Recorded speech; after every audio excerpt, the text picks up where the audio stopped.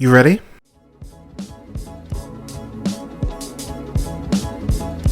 You're listening to the Real Pineapple Podcast Network.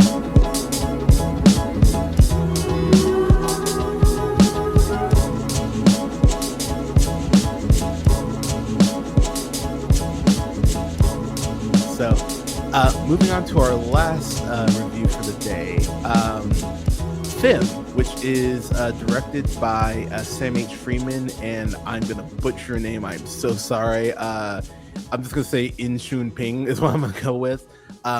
Based on the short of the same name. I totally forgot this was a short originally. So I actually watched the short this morning because I'd never seen it. And the short does end differently, which I was like, oh, okay. I like interesting this is how you went about it. So this stars George MacKay, who plays Preston, and Nathan Stewart-Jarrett, who plays Jules. It tripped me the fuck out because the first time I watched this, I was like, why does that dude who plays Preston look so familiar? And he was in 1917. I was like, God damn it, that's where I know you from. My favorite movie of that year, by the way. And I think the first place I saw him was Captain Fantastic. So it's funny that was like after I realized 1917, like 10 minutes later, I was like, wait, and then I was like, wait a minute, fuck, and then my brain was blown all over again. So I recommended this to you. You did. Thank you. Yeah. I figured you'd enjoy this. So I saw this in 2023. I'm gonna be real. This is one of those movies that I was just like, I saw the cover art, like the artwork for it, and I went, okay, I'm intrigued just on kind of how this kind of looks. Because as I say on the show a lot, I am a whore for A24, and this felt like very A24, like neon, like something that I would watch. And so I watched the trailer and I went, yep, I'm wanting that right now. So I literally rented it that night and watched it. And then Alea came home as I was finishing it up, and I was like, God damn it. And she was like, what did you just watch? And so then we watched it again, or I watched it again with her. And she was like, holy shit. And so it's been that movie that I've been recommending to all my LGBTQIA friends. And like, y'all, if you have not seen this, like, you need to watch this. This was an honorable mention. It didn't crack my top 10. It was a big year. 2020, it was a really, but I had at 4.5 stars. Like my Letterboxd review is very glowing. Like, cause I adore this film. So to just jump in here, Nathan Stewart-Jarrett, who I mentioned, plays Jules. Their drag name is Aphrodite, and great drag name, by the way. Like I heard that, absolutely. I was like, yeah, okay, that works. And I think the thing from Jump that just made me immediately go, fuck yeah, is the introduction for Aphrodite. It's one of the best film sequences of anything that year. Like, I was floored by their introduction. I was like, this feels fucking epic. Like, it's a very random comp, but stick with me, people. It reminded me so much of the walkout scene from Creed 2, where Tessa Thompson is singing Michael B. Jordan to the Ring, where it felt epic in this way that I was like, damn, this is like goosebump inducing. Like, I had goosebumps watching that scene. So she enters with such presence, and like, yes, Aphrodite like almost doesn't seem like enough to describe the gravitas that she brings. Yeah, like there's so much aura, as the kids say. There's so much aura with her. I oh my god, it's so fucking good. But that introduction is fucking amazing. And then they have a great performance, and then they end up going to this convenience store. Let's just say Walgreens for sake of American comparison. But because honestly, I would buy us something like this would happen outside of Walgreens. So let's just say Walgreens. CVS, sure isn't it? Oh, there you go. CVS. Yeah, there you go.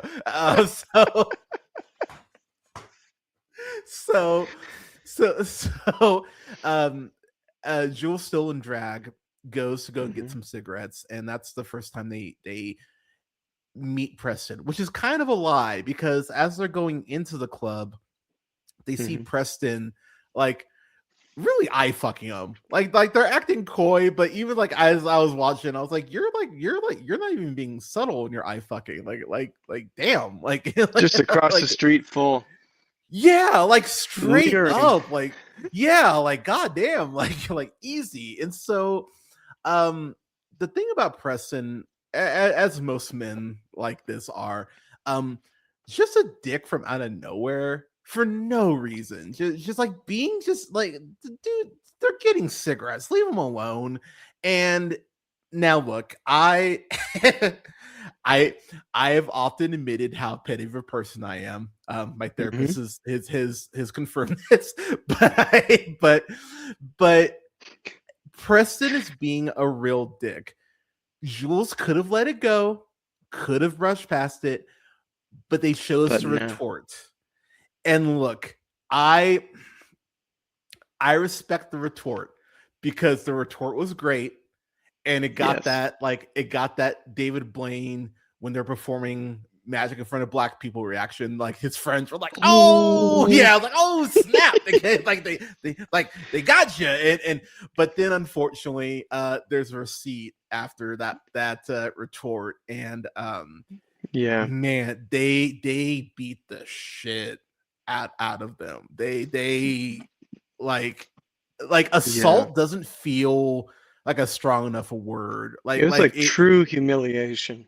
Yeah, like it's one of those things where, yeah. So like, I don't believe that if Aphrodite hadn't been riding the high of just giving that performance, that they would have given him the time of day of saying anything. 1,000%. But instead, had to let the man know that he had a "don't touch the side's" dick, and that just completely obliterated his perceived masculinity that we later learn he's performing to these men around him all the time.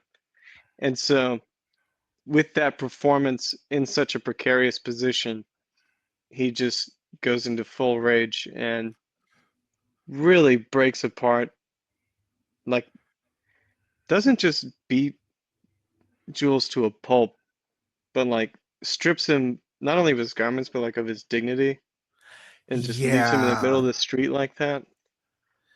And it's a tough fucking watch. It's so it's really interesting. This is very much kind of it's a show don't tell, but they show you just enough for the point to get across, but not like and not gratuitous. Yeah, it's not like Sam Levinson is directing this shit. Like there is this there it's is not this like point. The Revenant where you're like, yeah. At some point this bear has to get tired. Yeah. Like, I mean, depending on what club you go to, but but there is this point where they cut away and you get the title screen, and that was just just perfect, like perfect opening. Honestly, I think the opening is about 10 minutes, I want to say roughly, but the opening is it's perfect. I really do think the opening is like, in terms of setting your tone, it's one of the best films of that year, of just going like, okay, now we're off to the races. And yeah, Josh, happy Pride Month to you, man. So we jump ahead 3 months, and I will I'm very curious to get your thoughts on this person.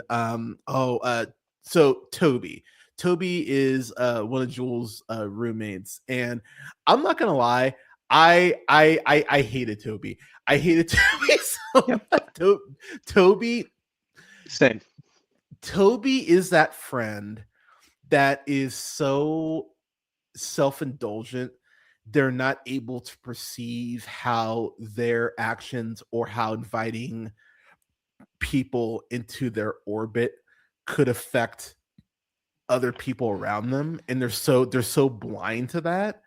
And there's this point where something occurs, and we'll get into it, But there's this point where they do something, and I just sat there and went, "You asshole!" I just went, "You fucking dick!" And I got so upset because their thing really sets off this chain reaction where I'm like, so much of this could have been avoided if you just weren't such Toby.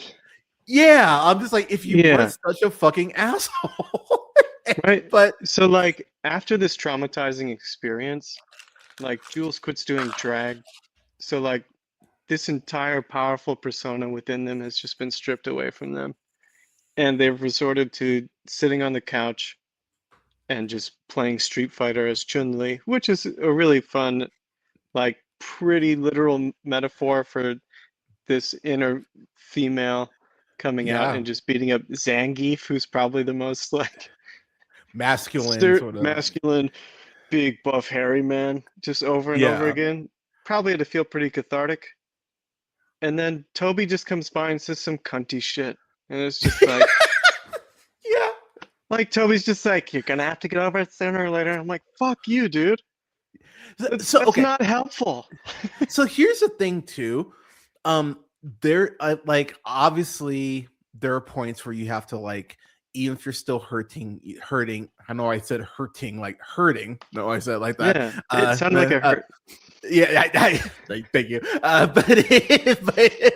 But obviously there's these points where with trauma you have to attempt to at least make progress or move forward. It's only been like 3 months. I'm like, this is a traumatic ass thing. Like, this isn't like a year ahead. It's like months, like 90 days. Like, are you fucking kidding me? And you're telling me, and it wasn't like a breakup or a skin knee. No, it was a full-on hate crime where it was assault. It was assault, a strip of dignity, and to the point where you weren't sure if they were just gonna kill Jules. Yeah, straight up. And like the way that the aftermath of them just like going home and just in that realization of being like, oh wow, this thing that I love. And that's something that I appreciate that Jules does talk about at points, how this thing that they love that made them feel confident, that's now attached to this. It's kind of weirdly, it kind of made me think of the Fablemans actually, where it's like, oh, you know, you used to like love shooting stuff, but now your parents your parents' affair is kind of attached to this thing that you love. How do you like, there's that trauma attached to it, so how can you move forward from that? And it's a fascinating question Jules has to kind of answer internally, of how can you move forward with this thing that gave you such confidence, where that confidence ironically it helped trigger the assault. Like how do you move forward with that? And I really like and you know, and I've talked about myself on the podcast, you know, about myself. I really do love the conversations this movie has about masculinity, about you know, about what is feminine, especially from the Black perspective, because you know, I cannot even, if I had $1 for every time someone called me the F word for writing poetry or crying or holding doors open, like I would own Microsoft at this point. Like I would be so incredibly rich. But that's something that, you know, my dad went through. And that was one of those conversations we had before he passed, about, you know, being confident in your own skin and understanding that there will always, unfortunately, be a section of Black men who are so miserable and can't show emotion and feel like showing emotion is a sign of weakness, that they'll always try to tear you down and tear down your masculinity, because that's one of the first things that Black men go to. And there's a real ugliness attached to that I do not think is talked about nearly enough, which obviously ties into how the lack of sometimes how the Black community has accepted our, you know, gay brothers and sisters. And so I really like what the film has to say about that. I like the fact this turns into a thriller, which I was not expecting at all when I first watched this, because there is that point of, what is this movie going to be about? And so Jules discovers that goes to what would you call it? Just like a bathhouse, right? they go Yeah, to? it's a Yeah. bathhouse, and it's clearly one that is frequented by gay men to cruise. Yeah, and he discovers Preston. And what I really like about Preston is that, and you touched on it, Preston is very much like the, quote, alpha male in his group, the way he's originally presented. But then you realize as you hang out with Preston more and more, he's really kind of the joke of the group. Like, they don't Yeah, respect him at all. no, they're like, this is our little rage bait friend. All we have to do is just wind Yeah. him up and let him go. Which it's like, damn, that's like knowing that's your pecking order, that's your thing in the group. That's gotta Right. fucking, Like they and literally it, talk about him as if he's a dog. yeah, yeah, these straight up are just like, yeah, it's pretty it's pretty fucked up actually how flippant Yeah. they are about it. But I think, and to kind of throw it to you here, what did you think about Preston in terms of his dynamic with Jules as that continues to kind of develop? So I feel like a similar dynamic was explored in the show Rami when there's an episode Yes. about the uncle who's very like deeply Yeah, closeted. yeah. Yes. Um, and how like there's like the pendulum swings really far in the other direction where they're like overperforming this masculinity in order to dissuade anyone of finding that out. And Yeah. I felt a lot of that when I was younger because I grew up with, four brothers and a dad who was like hyper masculine and very traditional. And I grew up on a farm, and so there was like all this pressure for me to be hyper masculine in ways when really I was like doing theater and dancing and stuff like that. And so in order to Yeah. not be just immediately labeled a fag, I would have to act super macho. And Yeah. I always felt like so trapped in that, and it didn't feel like me. And I also was super temperamental Mhm. because I had to like lash out and, get rid of any inkling that I was ever any sort of a homosexual, which Yeah. didn't work. I was like, I don't think so. No. But like I've always been too effeminate for that. Not too effeminate, but just too effeminate to get away with performing masculinity like that. Yeah. But to see that depicted so accurately um, is amazing. And then, as Jules develops this really harrowing relationship with Preston that Yeah. forces him to stay in a similar closet, having with Jules having been stripped of this strong feminine persona, he's suddenly a blank slate upon which he can start performing his new drag of being a straight man. Yeah. That's I fascinating. it's it's such a it's such a fascinating now, and I have to say, God, do I have it up here? Um, Freeman and Chun Ping also wrote the script, and I will say, from lesser writers, you would fall into this trap where it could almost be like parody, Oh, and this could have like, easily been cartoonish. yeah, and I was kind of watching it like, okay, you're walking like the finest of ropes here. Like, how can you have this commentary and yet like kind of justify the code switch? Like, it's really interesting how it gets into the real thicket of that, because there is that point where Jules starts to develop feelings for Preston, but Hmm. then there's that whole like, this motherfucker literally took my like something away from me that was so important to me, and they could literally like not give a shit. So it's like, how do you deal with that? What, like, how do you heal from that assault when you're hanging out with the person who assaulted you? Like, is that even Right. fucking possible? And and what speaks so much to Jules' like performance in both forms of drag is that Preston is none the wiser. Yeah. And the whole time, that was like, there are so many little inklings that he could latch onto if he were Yep. just a little bit smarter. Yeah.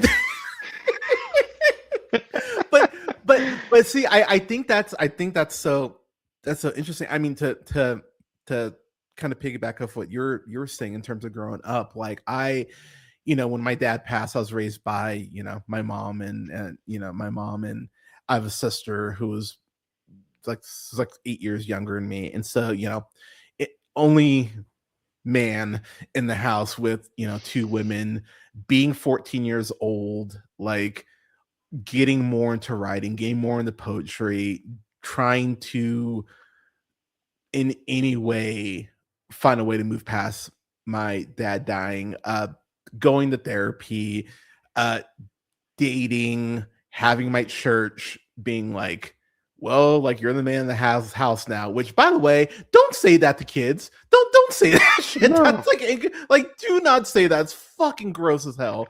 So Right? I mean, Next thing you know, that 12-year-old's going to come home in a wife beater with a pack of cigarettes. Like, don't tell him he's seriously, the like man of the house.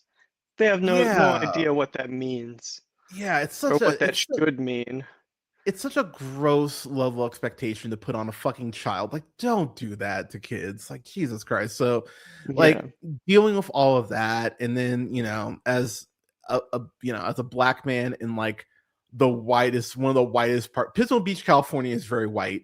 In case y'all weren't aware, so going through all of that, and really having those conversations with myself, like, what does masculine look like to me? Like, why does it matter what people on the outside think of and having those conversations and wrestling with my religion, and like it was a lot, and I don't think I think what I really admire about this film is that the film has so many balls in the air that is juggling in between, in just in terms of Jules as a character. And I was really kind of watching it almost, I don't want to say afraid, because that's too strong, but there's nothing worse than watching a movie that you're like, oh man, this is so good, and then they kind of drop something where you're like, damn, like I that was like here, and now it's like it's still really good, but it's like here now because they dropped the ball with A, B, or C. And Yeah. I kept kind of waiting for this movie to potentially do that.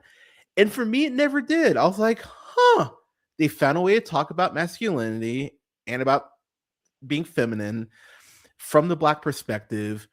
They talked about abuse. They talk about revenge porn, because that is a huge component of. Yeah. So, okay, I want to get into that with you because Okay. okay. And I'm going to sound so gross when I say this, but I can't think of another way to phrase it. Okay, revenge porn, bad. Okay, we've got that out of the way. Yes. Given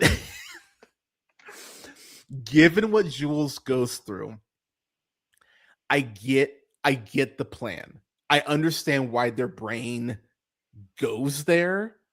Yeah. But it's one of those things where it's like doing that ironically would be outing someone, which is very not good. That's very bad. Also, again, fellow cis people, don't do that shit. Yes. Learn from X-Men First Class. Don't don't do that shit. But there is this moment where when you realize that's their plan, and you're like, damn, that's really gross, but they did assault you, so it's right.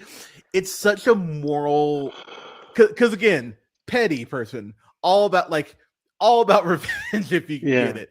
But I fully admit that put me in a place where I was like, damn, I don't really know how to feel about this. And I think that's actually a really good thing, because like I get the please.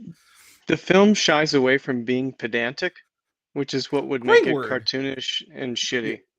Yeah. It instead presents you with a moral dilemma that really doesn't have a good yes or no, right or wrong to it, in showing you like a pretty brutal example of violence against the queer community, and this individual's reaction is to eye for an eye, but with something that isn't so physically violent as it is just like having been stripped of their persona, they're like, what if I stripped you of yours? Yeah. And how that puts them in the same predicament of being potentially in danger of the same violence. Yeah. And the possibility of another retaliation to that left me just like for like an hour and a half. So the thing I will say too about this movie, it's so tense the whole way through. Like I was so like when he started hanging out with Preston, I was like please just go to the.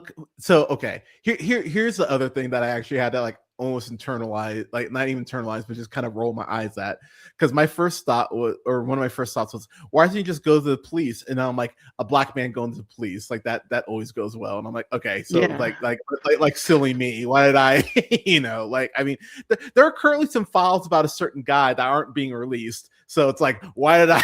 So like, why did I think going to go to the authorities? He didn't kill himself. Yeah, exactly. Yeah, no, he didn't. It's one of those things where I'm like I almost was mad at myself for even having the thought. I'm like, why did I even think that? Why would you go to the police? That's how effective it was. Yeah, I know. Like I started spiraling. Like as we were talking, like thinking about reviewing this, I was like, oh wow, that's right. I had that thought, and that's such a dumb thought to fucking have. Yeah, and like you can see how much of his own like self-worth and like self is lost in that initial violence, that this is suddenly something that's motivating him.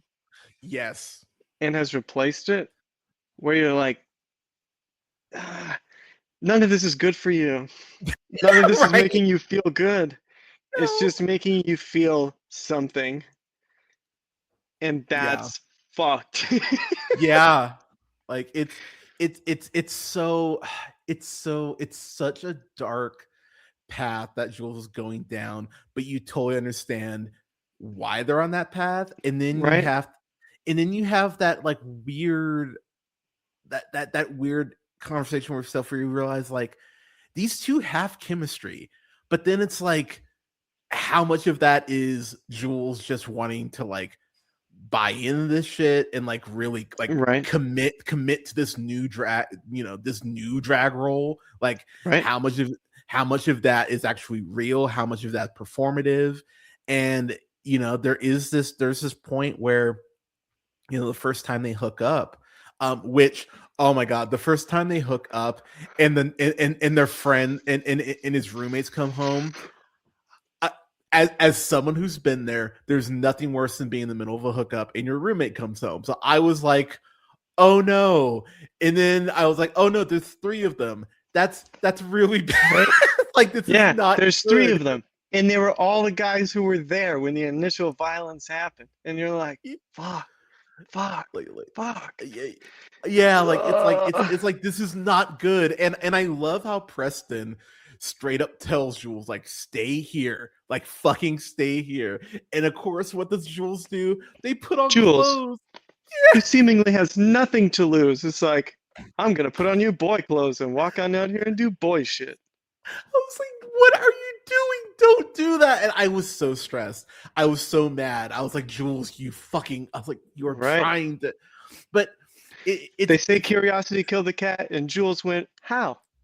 Yeah, yeah, exactly. It's like fucking like, have you not been through enough? And that sequence in itself is so tense. I'm just sitting there. I'm like, oh my god, please go to the next scene. Like, please tell me that Jules is gonna be okay. There's a scene where they're playing Street Fighter, and I was amazed at how tense a Street Fighter game was. I'm like, this is insane that you're making Street Fighter stressing me out. I was like, what are you doing? I will say, as we kind of begin to wrap up, the last 25 minutes, like last third of this, Preston, when Preston realizes who Aphrodite is, it's some of the best act. Like they go through like the 5 stages of grief in like 30 seconds. Like you see them getting like that initial like what the fuck, and then it turns into like angry like what the fuck, and then it turns into like oh my god, like I care for this person. And I thought it just, and you just see everything in this moment, and it's so fucking well done. And I was floored by that. The also, way that they present the choice of costume for Aphrodite's return to the stage is fucking incredible. It's chef's kiss. Very poetic. Yeah, I love that shit so much. And then in the actual kind of final confrontation that they have is just heartbreaking. It's so heartbreaking, and it's so intense. And not to spoil the end of the movie, but I won't lie, I know some people will be mad by how this ends. I really like the way this ends. I know some people won't, and I'm normally one of those people who I really hate when endings are kind of wishy-washy. I'm like, no, tell me what happens. But in this case, I think it's actually quite effective and actually bumped it up for me. Right. The ending kind of feels like the ending of The Graduate, where you're like, okay, now what is what I call that kind of an ending. Yeah. What I find so effective about that is because it makes it feel that much more real, and it makes those characters have so much more life to them and texture than if like this happened to Jules and then some other magical faggot comes along. It's just like, you can always find more love in the theater again, and doing some bullshit like that. I hate that kind of toxically positive horseshit. This instead was like, look how much this degraded this human being and how much they are no longer themselves, and what it didn't take for them to get that back in some perverse manner. And I think that given how the movie commits to so many of its themes, I think it would have felt like a betrayal of a lot of that if it gave it that ending. So I appreciate it. It's very similar for me to the ending of Baby Reindeer, where I was like, God damn it, like I get why you ended it like this, but I get that some people who are, and I'm gonna sound pretentious as hell, but don't think as critically. You're welcome. I get how that's going to make some people feel, but you're wrong. Like this is the ending to go with. Yeah, it keeps it from feeling like hollow and exploitative, and instead feels like true representational and like genuinely human instead of some fantastical bullshit. Yeah, exactly. So so with that said, I want to shout out real quick James Rhodes, who was the cinematographer. Dude, holy fuck, you nailed this shit. I was like, God damn, like this is how, like anytime anytime they're in a club or anytime they're really anywhere, it really doesn't fucking matter. Like they nailed this shit. They absolutely nailed this shit. The lighting is magical. It adds so much. Like I would go to this club. Like I couldn't go to this club quick enough. Like oh, they did they were the cinematographer for Adele's One Night Only show, which was also very well shot. That makes actually a fuck ton of sense. Okay, yeah, fair enough. With that said, oh, they did Elton John's Farewell from Dodger. Okay, yeah, I'm seeing a pattern here. Okay, fair enough. Yeah, they have a thing for divas, apparently. Yeah, exactly. But my final thoughts on this, I really do hesitate, and I was actually talking to my friend Faith about this. Shout out to Faith about how, in the same way that I'm very over Black films about slavery, and that's all. Like why does every film have to be about Black pain?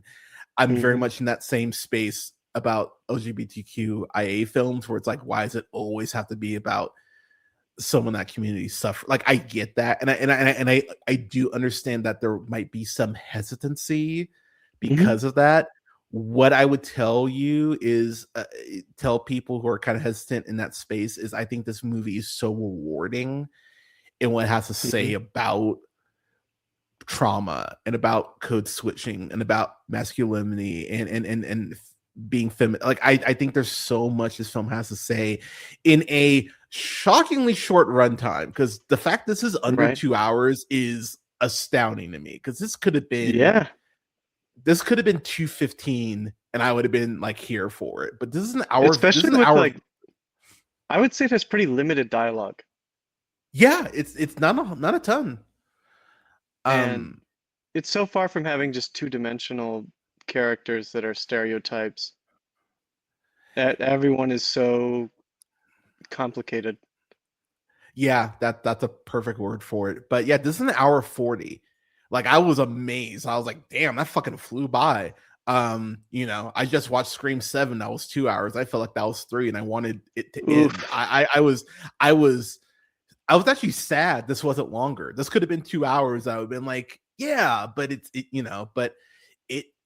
this really is like one of those films when I think about something that maximizes its time. Femme is one of the first titles that comes to mind that I've watched in the last 5 years. Like, I have genuine admiration for this film. I have genuine admiration for the performances. George MacKay and Nathan Stewart-Jarrett, like, a tip of the cap to you both. Y'all killed this shit. I don't think you could do, like, not everything needs a sequel, but I would love something else set in this world if they could spin it, because I would love to revisit this world. It doesn't even need to be with Jules or Preston again, but I would love to go back here, is what I'll say. So, but yeah, to the surprise of no one, this is a fan-fucking-tastic. I think I gave it an A+ when I originally reviewed it.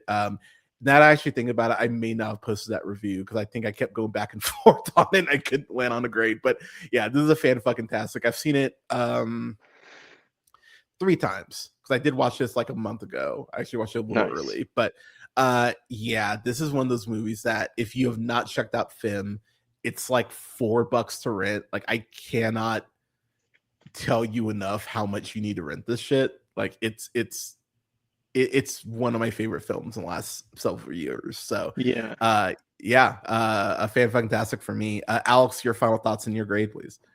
I'm sorry that you had to nag me for 3 years to watch this movie, because it's a fan. I've been nagging you about this one. Yeah, like I was telling you. I appreciate it, because that movie was really up my alley. It's so riveting and complex and human and just beautiful to look at, even when it's horrid. Yeah. It's fantastic. I couldn't get enough of it. And like, I had to pee the whole time, and I'm at home. Like, I can pause it, but I couldn't because I needed to know. Like, I could have paused, but no, I couldn't at the same time.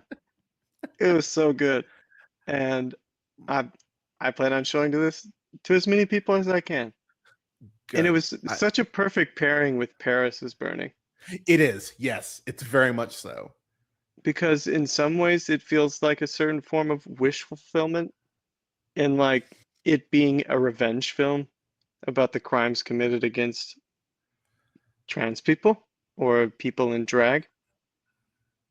And at the same time, it's cool to see, like I talked about with Drag Race, how what these people dreamed about 30, 40 years ago in the space of drag balls is now somewhere where someone like Aphrodite is a goddess and performing to like a sold out club and being honored and glorified in such a cool way.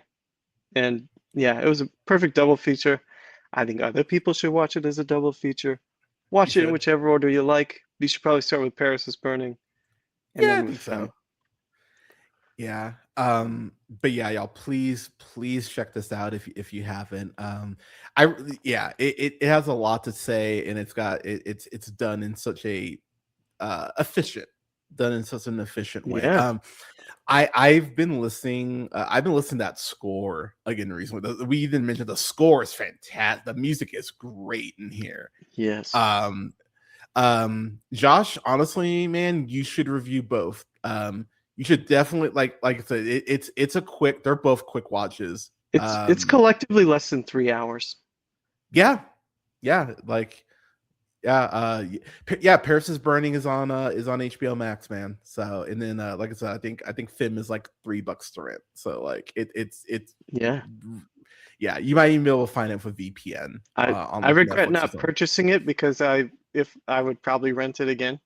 So I'll probably just purchase it. I think I saw there's a physical release, so I think that might be the route I go, because I would like that. I'd like to be able to give this to people. You know what I mean? Like, hell yeah, yeah. Because I'm physical media people. But those are our thoughts on Paris is Burning and Femme. Thanks for having me on. This has been a long time coming as well. Yeah, no, I'm so happy you're able to come on. As far as what am I reviewing for the rest of the month? Heated Rivalry. I'll have my friend Liz on next week to review Heated Rivalry. I got halfway through it and then something else came up, so I'm gonna start it over. I'm just gonna watch an episode a day for the rest of the week, and I will. Josh, I hate you. Amelia Perez review next. God you're such a monster for bringing that up. Like, because we didn't get enough cartoonish depictions of trans people already. God, oh man, you know it's really sad. Quick story time, and I'm sure this is probably why I'm not getting shit from them now. Netflix sent me like an Amelia Perez box. So they sent me like the Vine. So they sent me like they sent me El Mall on a CD. Like they sent me El Mall. They sent me the script. They sent me the a screener for it. And then when I reviewed Amelia Perez, I was so Alea walked in while I was watching it, and I was maybe 40 minutes in, and I was doing this. Like I was so angry. Like I couldn't. Like I remember you talking about it in the chat. Like I was flipping my shit. Did that box set come with special features like commentary by Dave Chappelle? It might as well have, because I like.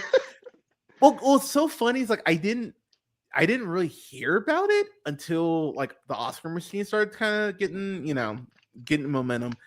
And I was like, I kept looking at the box. I'm like, I guess I should just watch this because everyone's saying like Oscar contender. And then as I was watching it, I had that same feeling I had when I was watching like Hillbilly LG, where I'm like, why would the fuck would anyone vote for this in any way, shape, or form? And I remember being so mad. Like I've had issues with Zoe Saldana for a minute, and this is one of those points where I'm just like, you bitch. Or I was just like, you read the script and you went, yeah, sure. I'm just like, oh my god, you suck so bad. The penis or vagina song like still haunts my dreams. That's still one of those things. Like it might as well be the gay or European song from Legally Blonde. Right, seriously. Like at least that's funny. That's one of those things where I'm like, man, if like a neuralizer existed and you could just like remove Amelia Perez from my brain, I would love that so much, because it's still one of those things that just angers me that it exists and that it won a fucking Oscar, or a couple. Oh god, I won a couple. Fuck. Anyways, but yeah, Josh, no, my review. Wasn't I on your review for Amelia Perez? I could have sworn. Anyways, but I like that one comment completely derailed you. I know. I was trying to wrap this like, Josh, goddamn you. Now you got me thinking about Amelia Perez again. Fucking A. Watch Femme. Don't watch Amelia Perez. I'm begging you, do not. And watch for the Amelia love Perez. of God and all that is queer, watch Paris is Burning. Yes, that is on HBO Max. HBO Max is still a thing for right now. We'll see how long that's But Alex, is there anything you want to tell the people before we get out of here? Any rants? Anything you want to get off your chest before we leave? Sure. Happy Pride. That's about it. There you go. Thank you so much for being on, Alex. Josh, I hate you for that. Thanks, so much for derailing me. But we'll be back later this week. Oh yeah, Disclosure Day. I am gonna watch that, so I'll have a review for that on Thursday, and then Heated Rivalry next Sunday, y'all. But thank you so much for coming on, Alex. I love you. I appreciate you. Happy Pride, I love you too. Happy Pride, y'all, and we will talk to you soon. Have a good one. Again, damn you, Josh.